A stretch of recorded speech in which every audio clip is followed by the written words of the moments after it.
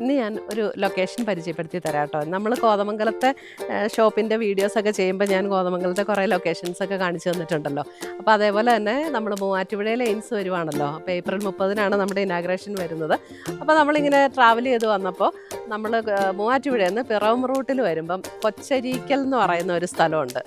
അപ്പോൾ അവിടെ ഇതൊരു നല്ലൊരു ലൊക്കേഷനാണ് കേട്ടോ. നമ്മുടെ ലോക ഫിലിമൊക്കെ നിങ്ങൾ കണ്ടിട്ടുണ്ടോ? ലോക ഫിലിമൊക്കെ ഷൂട്ട് ചെയ്തൊരു ലൊക്കേഷനാണ് ഇത്. ഭയങ്കര രസം കേട്ടോ. ഇവിടെ ഞാൻ ഫസ്റ്റ് ടൈം വരികയാണ്.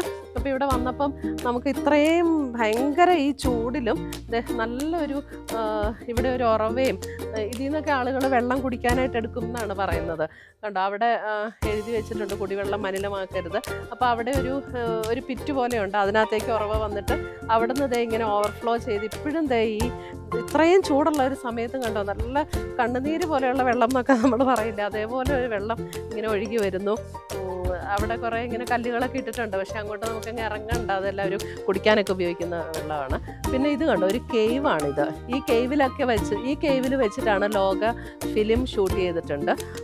അപ്പോൾ ഇവിടെ വലിയ വലിയ കുറേ ആലും അതിൻ്റെ വേരുകളും ഒക്കെ ആയിട്ട് ഒരു പ്രത്യേക ഭംഗിയാട്ടോ ഇവിടെ വരുമ്പോൾ.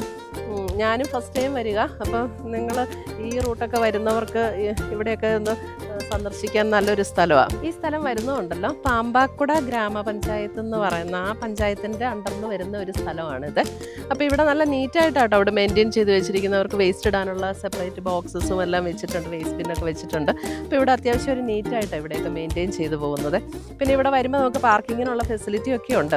ജസ്റ്റ് ഒരു ചെറിയ എമൗണ്ട് കൊടുത്താൽ നമുക്ക് വണ്ടി പാർക്ക് ചെയ്യാനൊക്കെ ഉള്ള ഒരു ഫെസിലിറ്റി ഒക്കെ ഉണ്ട് ഇവിടെ.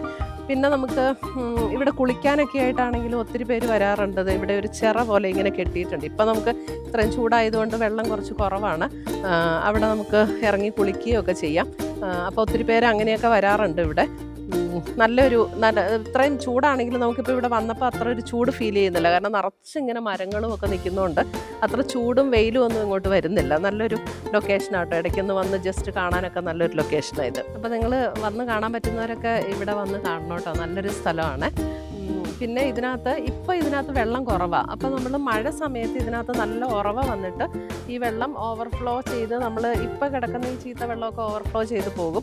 അത് കഴിഞ്ഞ് ഇതിനകത്ത് നല്ല വെള്ളം വന്ന് നിറയും. അപ്പോൾ അത്യാവശ്യം ആഴമുണ്ട് കേട്ടോ. അപ്പോൾ നിങ്ങൾ വരുമ്പോൾ സ്വിമ്മിങ് ഒക്കെ അറിയാവുന്നവരാണ് ഇതിനകത്ത് ഇറങ്ങാൻ പോകുള്ളൂ.